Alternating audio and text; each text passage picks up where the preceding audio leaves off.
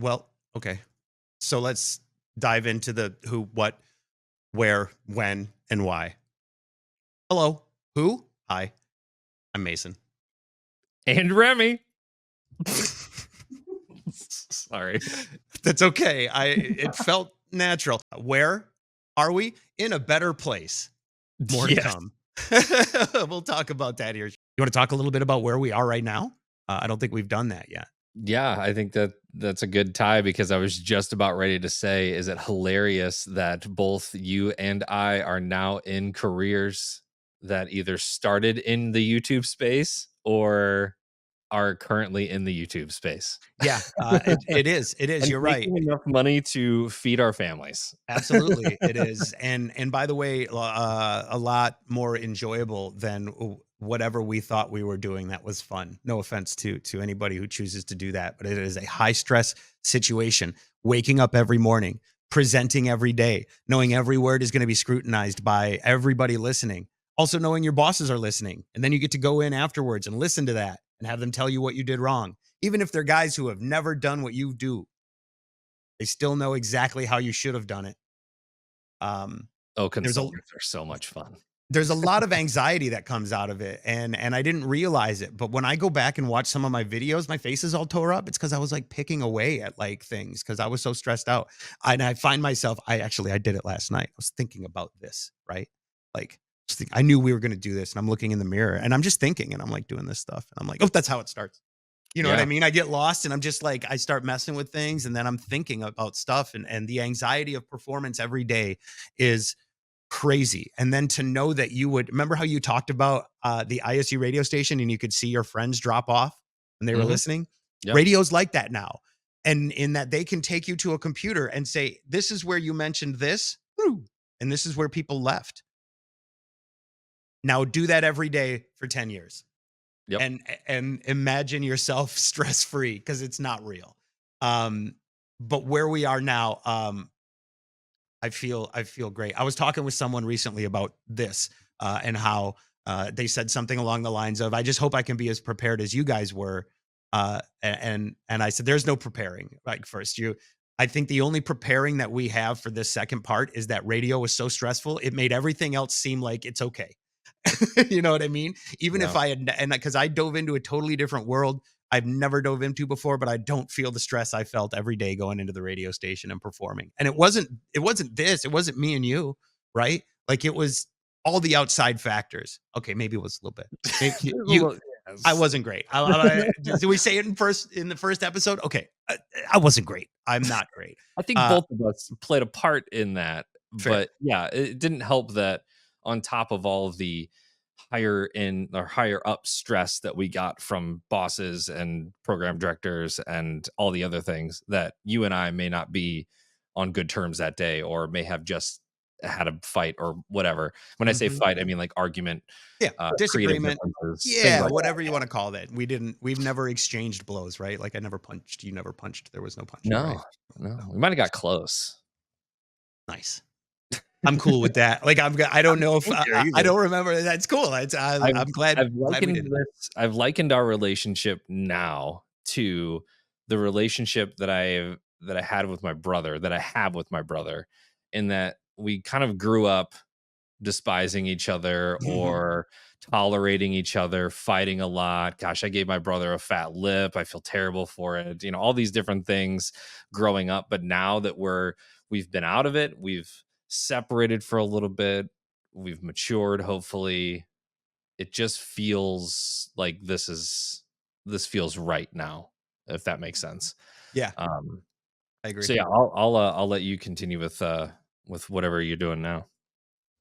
Yeah, well, all that stress and everything, like, goes crazy, and for those who may not be caught up on the story, 2021 was when my run ended, and at that point, I think I tried to keep the radio thing going for a little bit.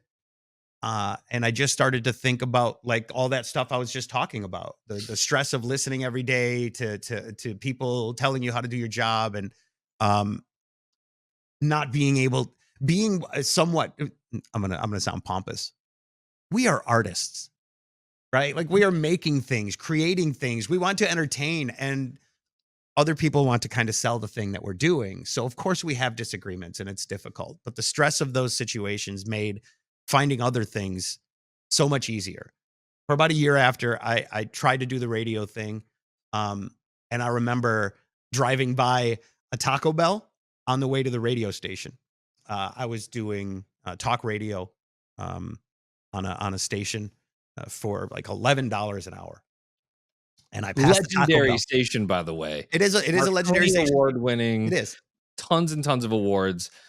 $11 an hour. Sorry, I But just want to reiterate no, that. you're right. But also, like, I was just part time, and I do believe that that was the minimum at the time, and also what they would have paid a college kid to come and do it, uh, which is where a lot of the people come from. It's a very small town, and I think it's fair that wages scale depending on the market size. So, very small town.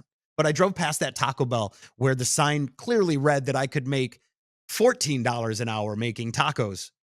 um, you know, you start to question how you're going to feed your family.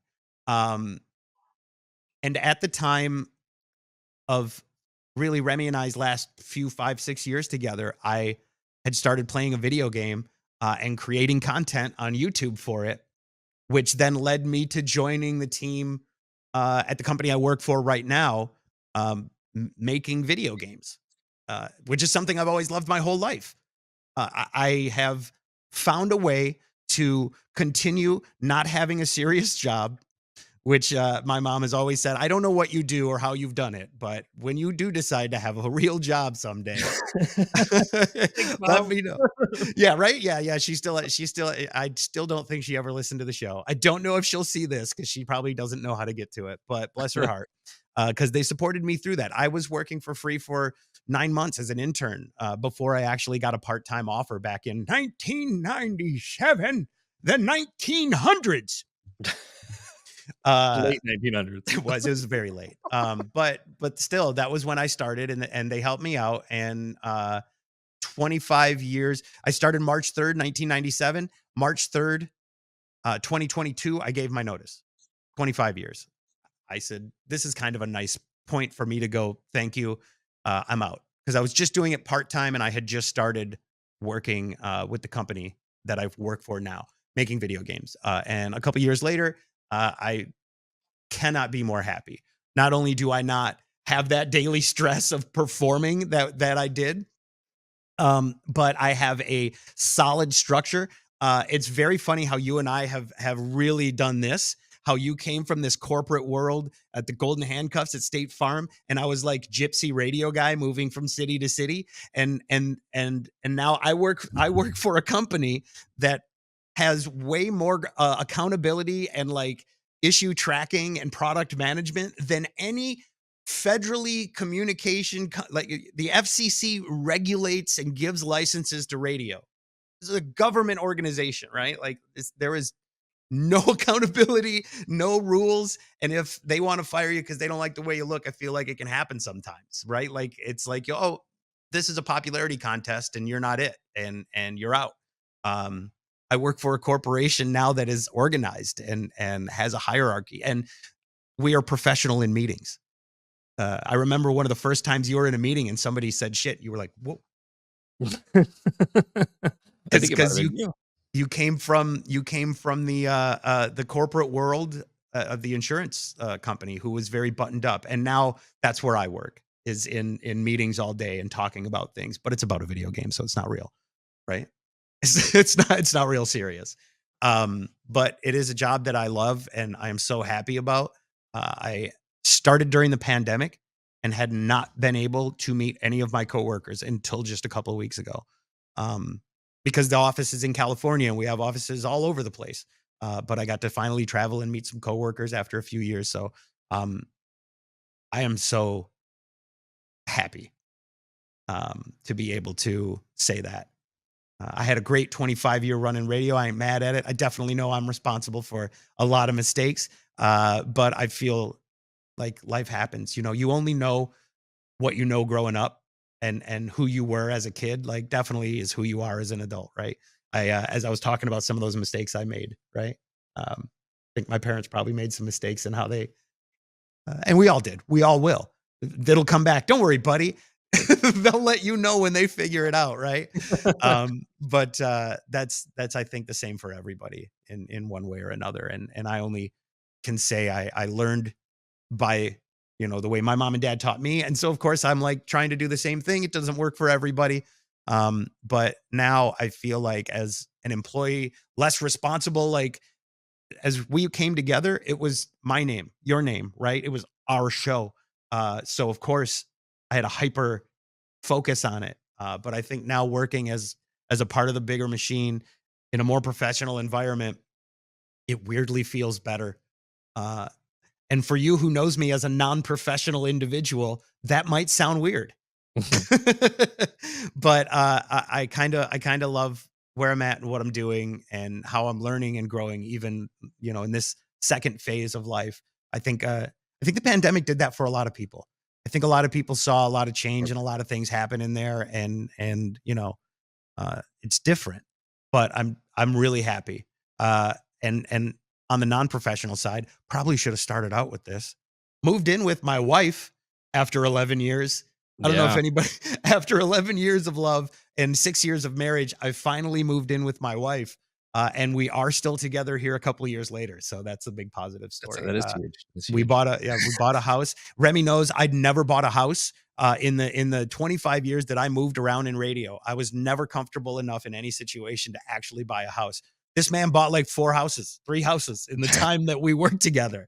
I don't know how you did Being it. ignorant. No, no, no, no. But that's you Rose wanted you colored wanted to glasses. bro, you wanted to do the thing I'm doing now, which is like have a family and like a real life.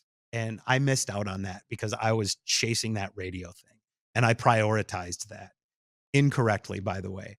I've been on an apology tour the last couple of years where I'm like, hey, my friends that I haven't seen, I'm sorry that I moved away and never came back. I still owe my friend Yusuf an apology for not making it to his wedding because I thought for some reason radio was more important. You know what I mean? Like I have Yeah. a lot of that. I even came to you and said like, "Hey, buddy, I'm sorry. Hope you're well." You know, we hadn't talked for a long time. When I lost my job, I remember coming back from the meeting and going, "Hey, bud, I'm out. You're gonna be great. I'll see you." You know what I mean? And that was it. I was escorted kind of out of the building, and we had a small phone conversation. We should probably talk about that in a future episode too. We'll write it Yeah. down. Um, but we hadn't spoken for a very long time, and I had a lot to think about, too, because you think you're indestructible when you're young and brash, and we're not. Uh, so I don't know if anybody will listen to that because I sure as shit didn't when somebody told it to me. So I don't expect anybody else to. Um, but the moral of the story is in a much better place right now and feeling so great. We're better, we're balder, but it's okay. Uh, I can't do anything about that. I blame Speak I for yourself. blame I'm trying to keep my hair. I blame the Zookers. I meant me. I was sorry. I wasn't speaking for you. But let's talk about where you are now because you are a lot more recent on that. Because after 2021, you stayed. You were there for a couple more years at the station in St. Louis. Yeah. I do want to say first, it is of note where you just returned from Mhm. internationally. Yeah, I I think went to I mentioned that. Barcelona. It was Yeah. pretty fun. It was pretty On a cool. business trip. It was work. It was work. Where by the way, I presented slides. Remy, I made a PowerPoint presentation That's and huge. presented it to a group of people, my peers. And I got an award for it. It was the Dynamic Dynamo Award because I was comfortable in front of the crowd and they were like, "Oh, you were great. You were natural." I was like, "I don't think I've ever presented before." Where it wasn't a microphone and a broadcast. But yeah, no, this was great. No, that's where I get this rush now. What we're doing right now, that's where I get it. When I present in a meeting and I'm like, "Hey everybody, welcome to the party. My name's Mason. Make sure you like and subscribe for the algorithm." That joke works every time, by the way, if you're in a meeting. And you know me, I like to milk the same jokes again and again. You've heard them all for a decade and a half, if not more at this point. So It's funny because I still hear some radio personalities in town saying them like, I never win anything. Well, that's the last time you could say that. that's Or right. Can't something say that along those lines. anymore. Can't say Yeah. that anymore. Yeah, I The heard that go-tos. on the air the other day. I was like, oh, that's still around. Okay. Yeah, Uh, but when I was talking about meeting my coworkers for the first time, I went to Barcelona for a week and presented for the company that I work for, and maybe we'll talk more about that in the future. But I don't want to spend too much time there. yeah. Um, yeah, let's talk about what you've been doing since and when exactly that went down. Yeah, so that happened in January of this year, 2024. I was unceremoniously walked out of the building as well. This time it felt, I think it feels a little bit different when you're walked out with multiple people in the same kind of time period. So this is what they did not call this in my package a riff, but a reduction in force. Hmm, But that's kind of what's happening. And from what I hear on the inside, it's not over. Like it's still going to continue. And this yeah, is something that's been kind of happening in radio yeah. ever since I got in like 15 years ago. It was I think You it was like one of the first things that happened when we got back to St. Louis in 2018 was they let 10 people go, Mhm. like big names too. I mean, Um, it speaks to what you were doing even when you said their voice track and nights. It was the end of the night shows. You know what I mean? They were reducing force back then too, because here were new emerging medias that people can go to, and there are easier ways to find music and entertainment. But I'm sorry, go yeah. ahead. So if people were to ask me what I'm doing now, I'm currently I think my title is the content director for the largest reef content website in the world called reefbuilders.com. And I'm not talking about weed, I'm talking about coral reef. I didn't even put it together. I never put it together. That's so funny. Sometimes I wear shirts, and a lot of like Oh, the local fish stores will put like happy reefing on the back, or reefer something reefer or another. madness. And yeah, Yeah, yeah. it's coral reefing. And if you followed the show along at any point, I think the coral part of this started in Chicago when we were there, but I just randomly started in the keeping coral reef keeping hobby. So if you don't know, there's like the marine side of things. So you have freshwater tanks, and then you have saltwater tanks. And usually people get into saltwater for the fish because they're super colorful, and they get big and they're beautiful and those kinds of things.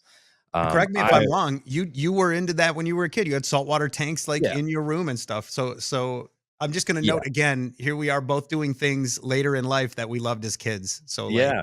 I My just want my to, room was a veritable zoo, and it was always fun, like, when you'd have a girlfriend at the time and like, "Come on over to my room," and there's, like, parakeets and cockatiels and it's a leopard geckos and fish nature all looking reserve. at you. Yeah, yeah. So, I got really into that in Chicago, made a lot of good friends, doing that. So I've kind of been doing the hobby in the background. In 2018, I think is when we got back to St. Louis, I started making content for a YouTube channel that was just the whole reasoning for this was I was posting coral pictures on my Remy Radio Instagram account, and they get like 15 likes, 10 likes. Obviously, people were not interested in it. So I created an entirely separate account called Bahama Llama Coral. And that name came from a long line at Disney where I was just, what can I call this Instagram page where I can just post coral pictures? And then that kind of blew up over time. And I started to get a little bit of a following on YouTube. And this was all separate from radio. I never intermixed the two. I never wanted to talk about it on the air. I never wanted to promote it or anything. Every once in a while, it would sneak in, but I feel like I wanted to talk about it because I wanted to talk about my side projects too and be like, come on, we can do this. Let's do this. Yeah, you yeah, got yours. I got mine. We did essentially kind of do the same thing. Like we started making content for things that we loved.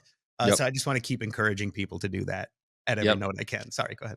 for sure, for sure. So while everything's happening in Chicago and St. Louis, I'm kind of making content. There is a larger retailer in our space called Bulk Reef Supply. And they at one point reached out to me and were like, "Hey, we're expanding our video team. Would you like to come on part time and basically review products like lights and aquariums and things like that?" And I was like, "This is like my big break when it comes to the hobby. I can make a little extra money on the side. Let's do it." That lasted for about a year. I I think miserable is a good way to put that because I'm more of a storyteller and I've always been more of a storyteller when it comes to aquariums. And, all coral have a story, all fish have a story. Like my two clownfish that I've had for, 8 years now that have spawned. And now I have two of their spawn, their Aw. babies in a tank with their own nem. So it's just like those kinds of stories. That's what I like more about the hobby. I don't like reviewing like products and things. It's part of it, but we parted ways. I kind of went back to the llama thing for a little bit. And there's a Reef Builders had always kind of existed in the background and always a media source in the hobby that I looked up to.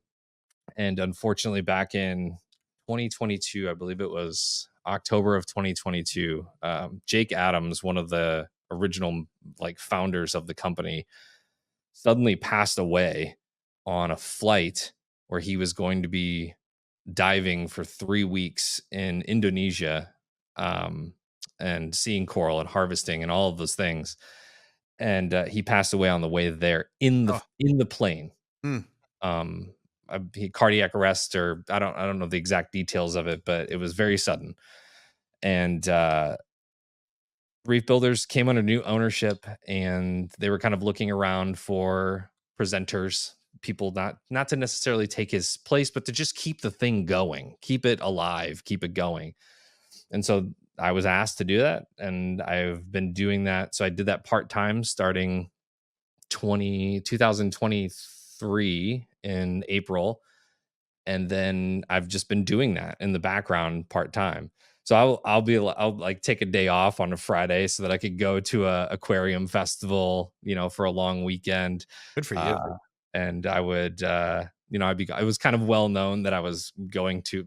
We have a festival called Aquashella in the hobby, which Yeah. is supposed to be like a take on Coachella. It's like a very music driven, very alternative kind of, it's At a 5 convention, like foot coral. the It's a gathering. whole different thing, right? So, um, I forgot where I was going with that, but You were talking about where you landed in picking up after he passed yeah. away. So I kind of had an idea that maybe full time with this would be an option whenever it hit the fan with radio. And unfortunately, one of the things that happens after you've been let go once in radio, which happened in Chicago, was I kind of suffered from PTSD after that. Like every day walking into my job, wondering if I was going to have one. And 'Cause it's not that unfortunately, it's so because it's not the kind of business where they're like, "Hey, you're gonna finish out the month, hand off your projects to someone else." You know what I yeah, mean? It's not the kind of place where it's like, "Hey, you got 2 weeks." They don't give you your last show. You yeah, know what I mean? Like, that kind of stuff. I feel like we made jokes about it, and then it happened. You know hmm what I mean? Like, those things can definitely get tattooed on you. We'll get there. we'll get But I'm there. sorry. Yeah, it's definitely, it's not ideal, but I think I remember in that time going like, just keep doing it until they tell you you can't. And if you were then like at that point taking days off, you were saying to go to shows and do this stuff, Yeah, go to Aquashella. yeah. Uh, yeah, I would definitely have That's where I encouraged that. was. That's where I was. I fully knew that something was going to happen at some point.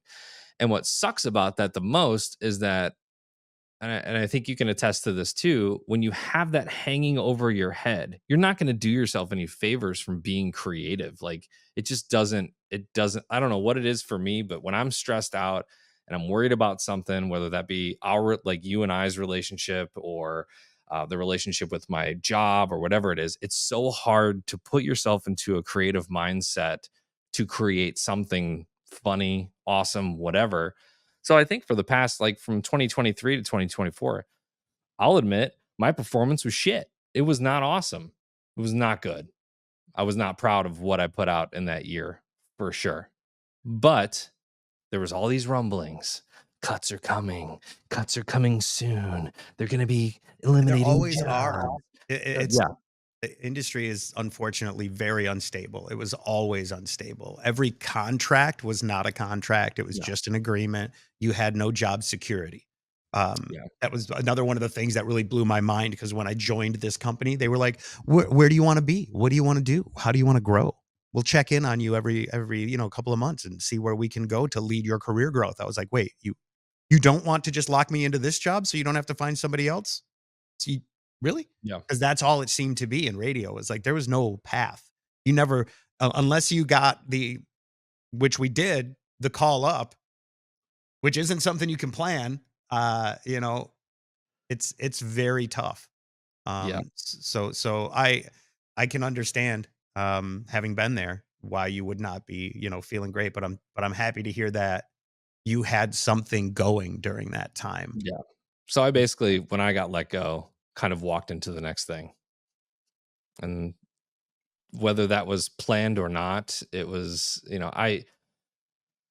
Reef Builders is not it's not a huge company, right? There's like 6 or 7 of us, and that's it. So I'm very much working for a small business at this Mhm. point. But um, we've been part of the SAG-AFTRA union since Chicago. Yeah, that's right. And the one nice thing about it is that the 2 things that I wanted to make sure happened when I got let go from the job here in St. Louis was that I didn't want to move my kids because I was afforded that when I was a kid.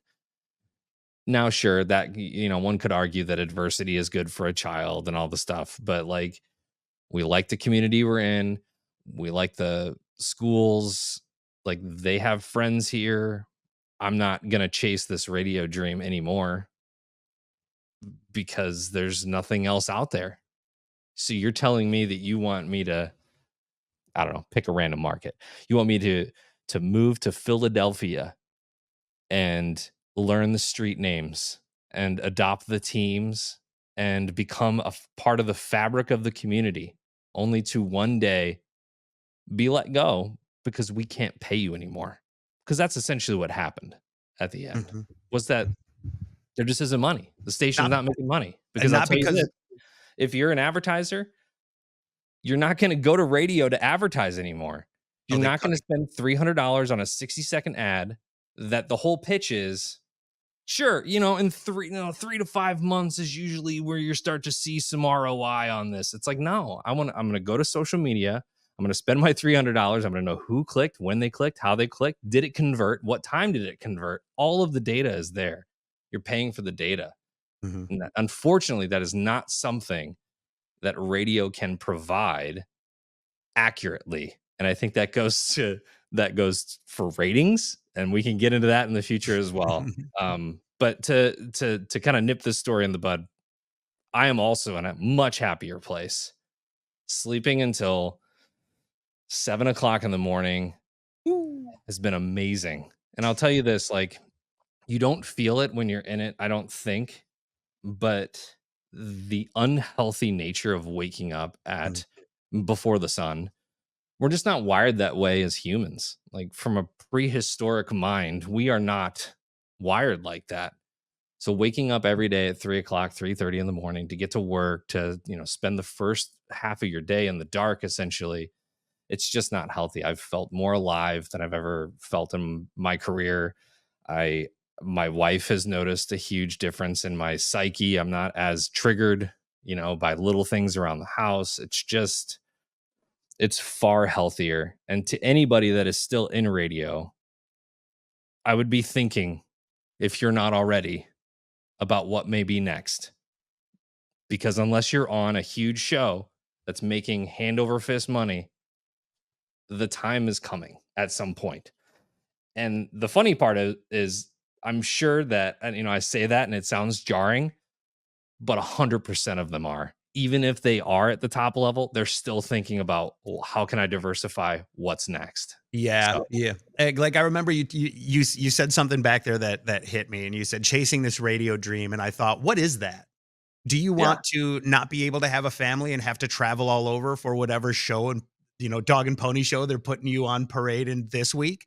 Hmm. Do you not want to be able to take time for yourself and your own like mental health and gain, because that's what it is. You're going. It's almost like you're in a band and you're just on the road. You're doing 200 shows a year. We did 200 plus shows a year, 300 plus shows a year, 4 hours a day, every day scrutinized. It's mind boggling to think about that. And then we also were given the challenge of getting up at 3 in the morning and doing it earlier, right? Like all these things stacked on top of it. And then we're expected to be normal humans too. That's wild. Yeah. That is wild. So yeah, it Yeah. was just it's crazy to think about what is that dream and what do you want to do? Because I think for us, we were like, we can go and we have these multimedia plans for this auditory medium. And that moved really quick, right? Like YouTube and be creating videos. And then it moved so quick that it was, all right, we booked you guys for a Facebook Live at this day. We need you to make a video for this. Can you record something from the concert? None of it like extra pay stuff, you know what I mean? Because it was all just part of your everyday stuff that you had to do, which, if I may mention, is why I barely social media anymore. It was such a job that no, I'm not going to keep doing it. I feel bad I haven't said this yet. I don't wish people happy birthday on Facebook anymore because it was something I did every day as part of my job. And I looked at it as I would use the term user acquisition at this point, but listener, Mhm. it was trying to touch listeners and becoming, you know what I mean? And that's inauthentic and it's not real. So now I try to send actual messages to the people I know. So I'm sorry if I haven't wished you a happy birthday on Facebook. But Mason, you were so good at this for 10 years. You wish me a happy birthday every day. And then when it really doesn't do. matter, And I do still reply to everybody who does it to me, which I know, like, I see people go, I just didn't have the time. I was like, bullshit. You got the time. Uh, the point I was going to with chasing the radio dream. You've been on the air in Chicago. What else is there? Like the syndication thing? You talk about those big shows. I just saw one of them lost a host. Even they're getting the killing, the culling as they call it. yeah. Um, even if you're one of those 5 guys that they have on 800 radio stations, um, do you feel good about what you're doing every day? Because that's a battle. You have the same thing I was talking about. You have consultants and bosses and listeners and people telling you what to do. And then you're also there trying to make something you're proud of. It's very difficult and very stressful.